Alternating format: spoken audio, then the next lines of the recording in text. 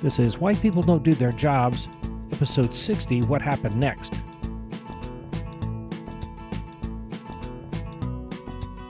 Met this guy back in Episode 4. The moral is, be careful of who you use as a role model. We met the anti-George Bailey back in Episode 12. She had to give back $67 million of what Wells Fargo paid her.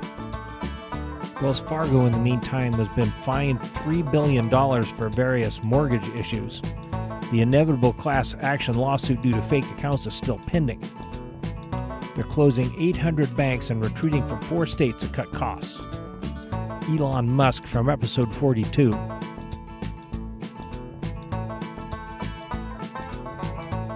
There's a lawsuit by the SEC for shooting off his mouth on Twitter, active talk of him being fired, and the stock price collapsing. And you still can't get your Tesla. ChickfilA, we talked about them in Episode 27. They're still loved by a certain group of customers.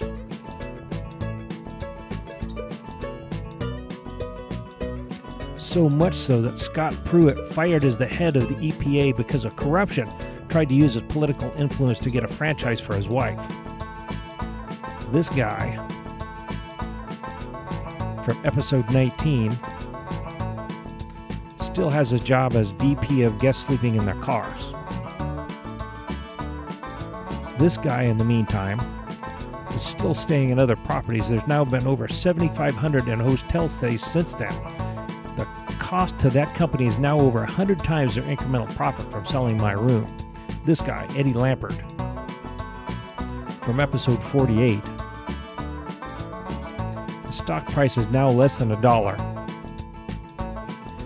The CEO is attempting to loot the remaining real estate assets. They may default on $1.5 billion in debt before the end of 2018. Lawyer Mageddon is imminent.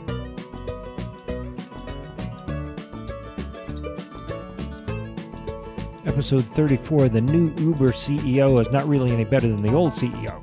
There's a data breach, there's still safety issues, they're still burning through $10 billion in cash per year, but they're trying to morph into a sustainable business.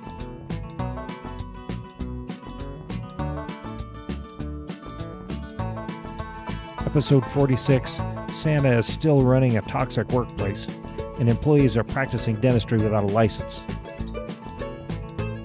This situation, back in Episode 5, this system is actually worse. I now need to run 3 different software templates to do my job, none of which talk to each other and none of which are reliable.